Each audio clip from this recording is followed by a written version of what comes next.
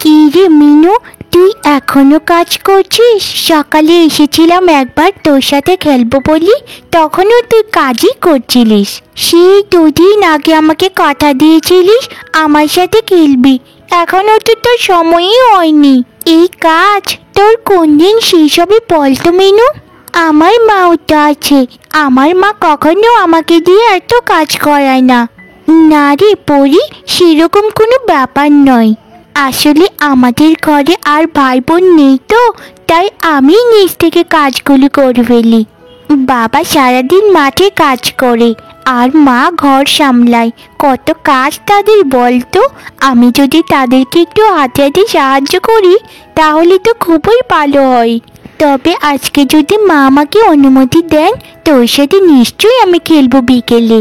তুই তো জানিসই মিনু, তোকে ছাড়া আমি আর কারোর সঙ্গে খেলতে পারি না, কারণ তুই আমার একমাত্র বন্ধু।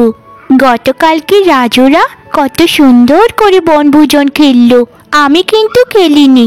আমি ভাবছি তুই আর আমি মিলে একটা বনভোজন খেলবো, এটা করলে কেমন হয় রে মিনু? না রে, আমি এখন খেলতে পারবো না, মা আমাকে কখনোই দেবে না রে। আর কিছুদিন ধরে বাবা মায়ের মধ্যে একটু ঝগড়া হচ্ছে, তাই তো আরও দেবে না। তোরা তো অনেক ধনী পড়ি, তাই তোদের কোনো সমস্যা নেই। আমরা তো গরিব, তাই আমাদের যত সমস্যা। শোন পড়ি, তাহলে তুই এখন বাড়িতে চলে যা, মা আবার এসে দেখলে তোকে খুবই আমাকে বকাঝকা করবে। বলবি কাজ বাদ দিয়ে তুই বন্ধুর সাথে কথা বলছিস, তখন কিন্তু আমার খুবই খারাপ লাগবে। ঠিক আছে মিনু, তাহলে আমি বাড়িতে চলে যাচ্ছি। তুই কিন্তু সময় করে বিকালের দিকে আসিস আমাদের এখানে, না হলে আমি কিন্তু খুবই রাগ করবো রে। আচ্ছা পড়ি, আমি যাবক্ষণ, তুই তাহলে এখনই চলে যা। আচ্ছা মিনু, তাহলে আমি আসি কেমন? এই কি রে নবাবের বেটি, এখনো তুই এই কাজগুলোই করছিস? তোকে কি আমি এখন পাঠিয়েছিলাম থালা বাসন মাজতে? আর ওই তুই পরের সাথে কি সব কথা বলেছিস আমি সব কিছুই কিন্তু শুনেছি। কি বনভোজনের কথা বলছিলিস আমাকে তাড়াতাড়ি বলতো। এভাবে চুপ করে থাকলে কিন্তু তোর শাস্তি আরো বৃদ্ধি পাবে। তাড়াতাড়ি বল তুই কি কথা বলছিলিস। বিয়ে হওয়ার পর থেকে এই মেয়ে আমাকে জ্বালিয়ে মারলো। তোর মা যখন তোকে রেখে মরে গিয়েছিল তখন তার সাথে মরে যেতে পারিসনি? অসভ্য মেয়ে, একটা কাজ দিলে ঠিক মতো একটা কাজও করে না। এই মেয়ে তো আমার জীবন একেবারে ধ্বংস করে দিচ্ছে। মা, আমি পরীর সাথে সেরকম কোনো কথাই বলিনি, শুধু পরী বলছিল যে বিকেলে তার সাথে একটু খেলতে। আমি বলেছি যদি কাজগুলো করতে পারি আর মা যদি অনুমতি দেয় তাহলেই তোর সাথে খেলতে যাব। আর সে বলছিল রাজুরা নাকি বনভোজন খেলছে, তাই আমিও তার সাথে বনভোজন খেলতে।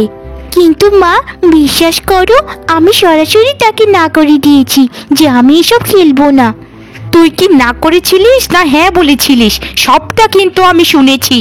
দুবেলা গান্ডে পিন্ডে গিলিস, আবার কাজও ঠিকঠাক করিস না। তোর বয়সী মেয়েরা দেখ গিয়ে কত কাজ করে।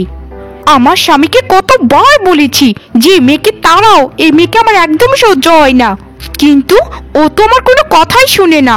আজ উনি আসুক, আমি একটা কিছু করব। সেই ভোর থেকে দুটো থালা বাসন নিয়ে এই গাছতলায় এসে বসেছিস। ঘরটা, উঠোনটা, তারপর বাড়ির পেছনটা সবকিছুই ঝাড়ু দেওয়ার বাকি। দুদিন ধরে বলছি যে জঙ্গল থেকে দুটো কাঠ কুড়িয়ে নিয়ে আয়, কিন্তু তুই তো আমার কোনো পাত্তাই দিস না, শুধু বলিস জঙ্গল আমার ভয় করে। মা, দয়া করে তুমি রেগে যেও না, আমি সত্যি করে বলছি জঙ্গল আমার খুবই ভয় করে। ওখানে নাকি বাঘ ভাল্লুকও রয়েছে, তাই আমি ওখানে কাঠ খড়িতে যেতে পারবো না।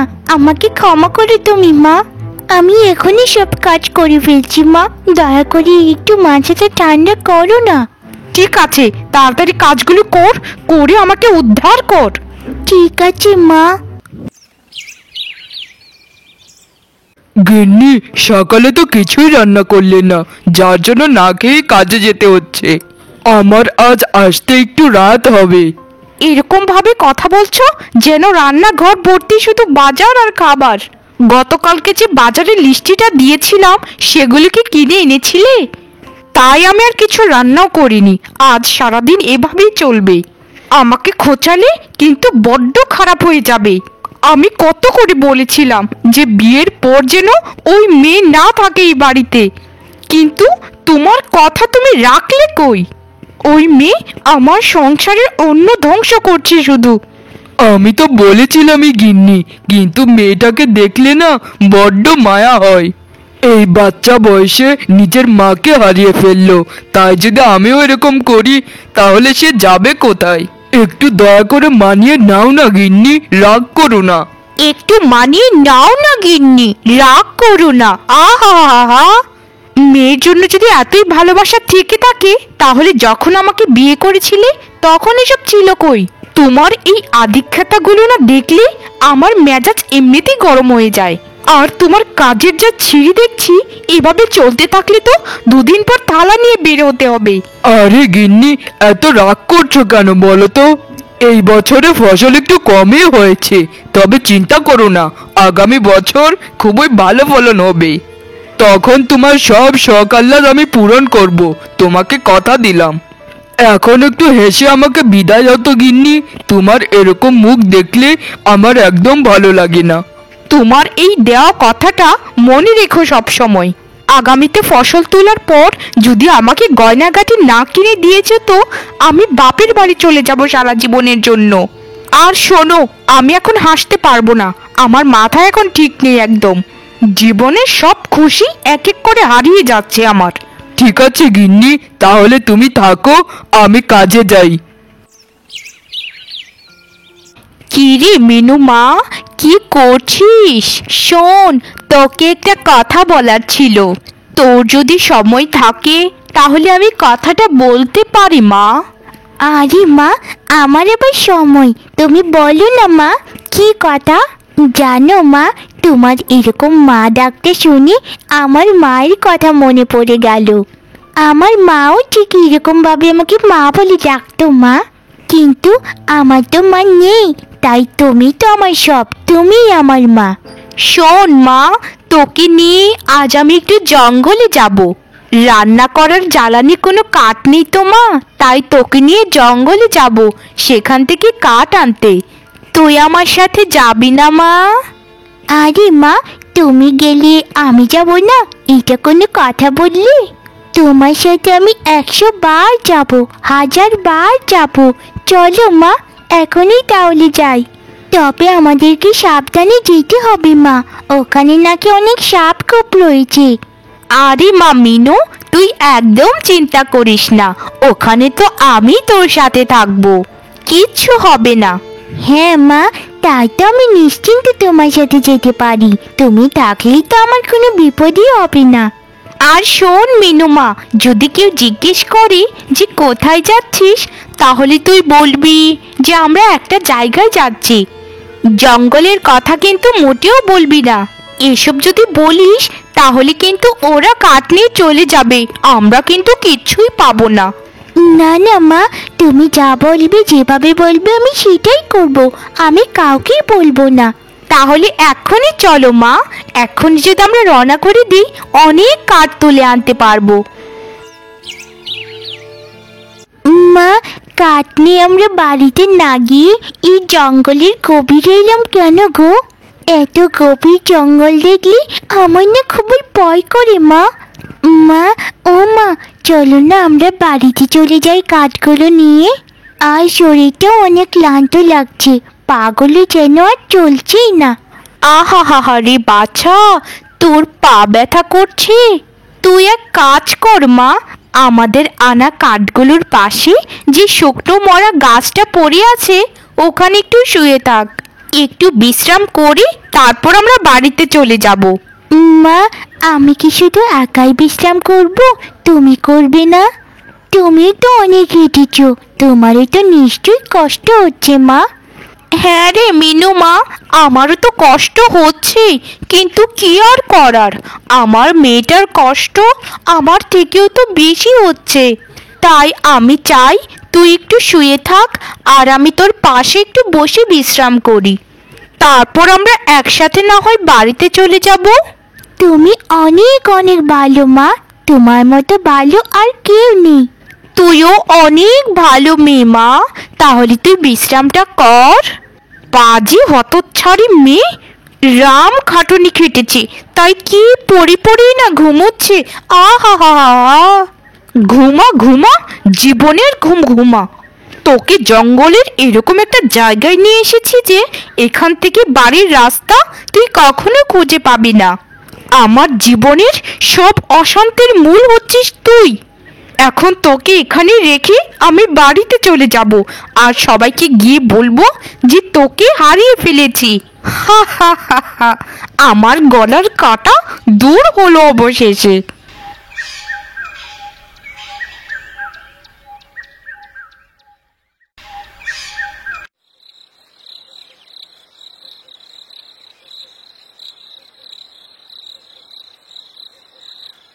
আরে চারদিকে এত ঘুটঘুটে অন্ধকার, আর মা কোথায় গেছে? মাকে তো আমি কোথাও দেখতে পাচ্ছি না। মাকে আমাকে রেখে চলে গিয়েছিল? মা তো আমাকে রেখে কখনোই যেতে পারে না। আমি মাকে ডাক দিই বরং, মা মা। না, মায়ের তো কোনো সাড়াই পাচ্ছি না। মা নিশ্চয়ই আমাকে রেখে চলে গেছেন। তাহলে কি মা আমার সাথে সবকিছু অভিনয় করেছিল? আমাকে কত ভালোবেসে এখানে নিয়ে এলো। আমি ভেবেছিলাম মা বোধহয় ভালো হয়ে গেছে, কিন্তু মা তো আমাকে কোনোদিনও ভালোবাসেনি। আমাকে এখানে জঙ্গলে ফেলে রেখে গেছে। আমি কিছুক্ষণের মধ্যে বাঘের পেটে চলে যাব। আমি আর বাঁচব না, আর না। কে তুমি মা? এভাবে কান্না করছো কেন? আর তোমার মতো এরকম একটা ফুটফুটে বাচ্চা এই ঘন জঙ্গলে বা কি করছো? আর মামা বলে কাকেই বা ডাকছো? বলো মা, ভয় পেও না। আমার নাম হচ্ছে মিনু। আমি দুপুরে আমার সৎ মায়ের সাথে এই জঙ্গলে এসেছিলাম কাঠ কুড়াতে। সেই সময় আমার মা আমাকে এই জঙ্গলে ফেলে রেখে গেছে। আমি তো রাস্তা চিনি না, আমি বাড়িতে যাব কি করে? কিন্তু তুমি কে? এই জঙ্গলে বা কি করছো? আমাকে তুমি চিনবে না মা? তুমি আমার সাথে যাবে। আমি এই জঙ্গলেই বাস করি। তোমাকে আমি খুবই ভালোবাসবো, একদম তোমার আসল মায়ের মতো। আমারও তিনকুলে কেউ নেই মা। সত্যি কি তুমি আমাকে ভালোবাসবে, নাকি আমার সৎ মায়ের মতো আমাকে ধোঁকা দেবে? আর তোমাকে দেখি আমার মায়ের মতো লাগছে একদম। আমি তোমার সাথে যাবো মা। তুই আমাকে মা বলে ডাকলি মা, আমার জীবন যেন সার্থক হয়ে গেল। চল মা, বাড়িতে চল। ঠিক আছে মা, তাহলে বাড়িতেই চলো। দেখলি তো মা, জঙ্গল থেকে বাড়িতে আসতে আসতে সকাল হয়ে গেল। এই বাড়িতে তুই আর আমি মিলে একসাথে থাকবো মা। তোর কি ভালো লেগেছে বাড়িটা? হ্যাঁ মা, আমার বাড়িটা না বড্ড ভালো লেগেছে। কত সুন্দর পাখির কিচিরমিচির আওয়াজ। তোর মুখে মা ডাকাটা আমার যে কত ভালো লাগে, তা তোকে কি করে বোঝাই বল? তবে তুই আমাকে কথা দে মা, আমাকে ছেড়ে তুই কোনো দিনও যাবি না। তোকে যে আমি প্রথম দেখাতেই বড্ড ভালোবেসে ফেলেছি রে। না মা, তোমাকে ছেড়ে আমি কোনো দিনও কোথাও যাব না। আমি সারা জীবন তোমার সাথে থাকবো। এখন আমাকে দুটো খেতে দাও তো মা, আমার না বড্ড খিদে পেয়েছে গো। আরে আমার সোনা মায়ের খিদে পেয়েছে, দাঁড়া মা, আমি এখনই খাবার আনছি। হ্যাঁ গো মা, আমার না বড্ড খিদে পেয়েছে। আজকে আমার জন্য একটু মাংস ভাত রান্না করো মা, আমার না খুব খেতে ইচ্ছে করছে। তুমি তো আমার কোনো ইচ্ছেই অপূর্ণ রাখোনি মা। তুই হচ্ছিস আমার একমাত্র নয়নের মণি। তোকে ঘিরেই তো আমি বেঁচে আছি রে মা। আমি এখনই মাংস ভাতের ব্যবস্থা করছি, তুই একটু বস এখানে। ঠিক আছে মা, তাহলে আমি একটু বিশ্রাম নিই, আর তুমি খাবারগুলো নিয়ে এসো। তারপর দুজন মিলে একসাথে খাবো। আচ্ছা ঠিক আছে আমার সোনা মেয়ে।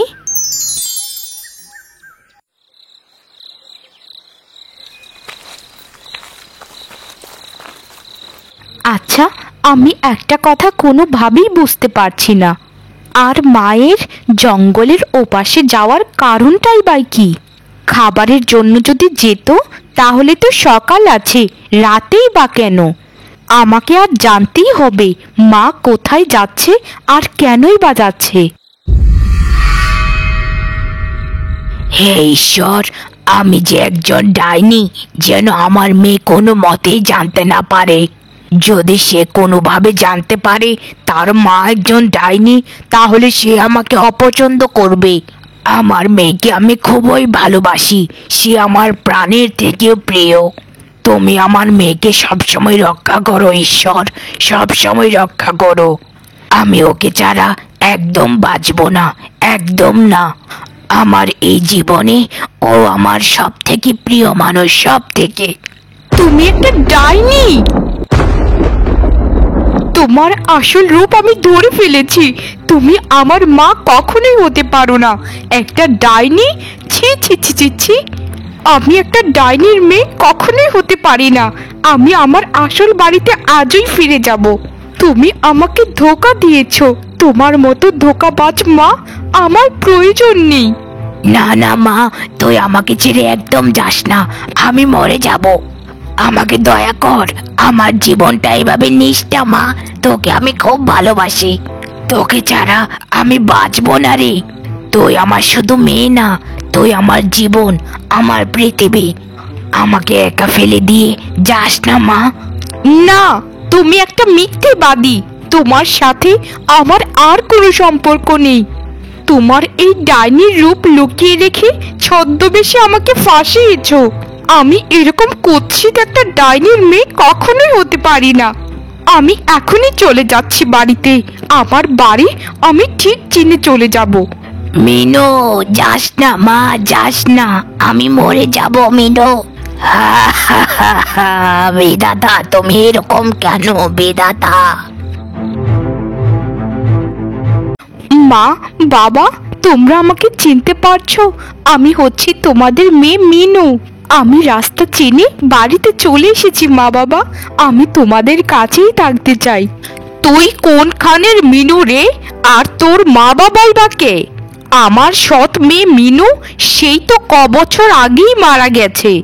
তুই কোনোদিনও আমার সৎ মেয়ে মিনু হতে পারিস না।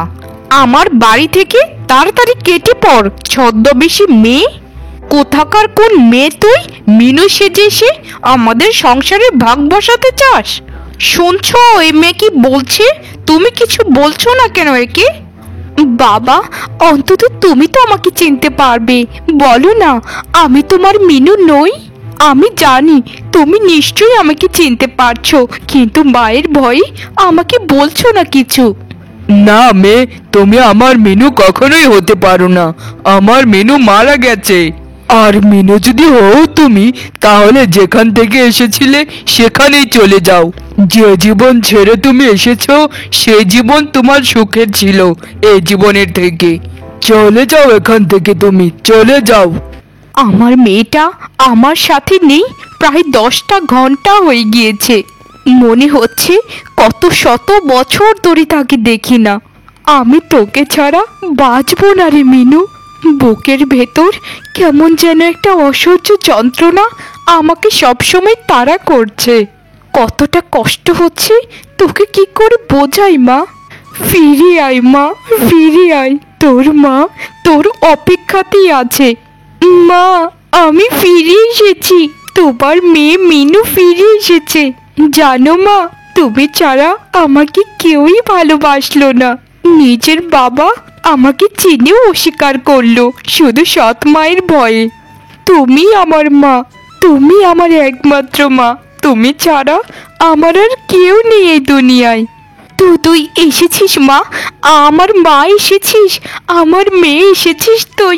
কিন্তু মা, আমি তো একজন ডাইনি।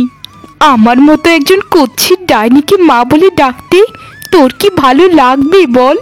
আমি কি চাই জানিস মা? তোর যেন একটু কষ্ট না হয় আমার জন্য, কারণ তোকে আমি বড্ড ভালোবাসি রে মা। তুমি ডাইনি হও আর কিছু হও, তুমি আমার মা। মা তো মাই হয়, সেটা ডাইনি হোক আর মানুষ হোক। তোমার তুলনা শুধু তুমি মা, তোমার তুলনা শুধু তুমি। আমাকে ক্ষমা করে দাও মা। আমাকে ক্ষমা করে দাও। ক্ষমা চাস না একদম মা, তোকে আমি কখনই ক্ষমা করে দিয়েছি। তুই আমার জীবন রে, তুই আমার জীবন, আমার সব কিছু। বকে আয় মা, বকে আয়।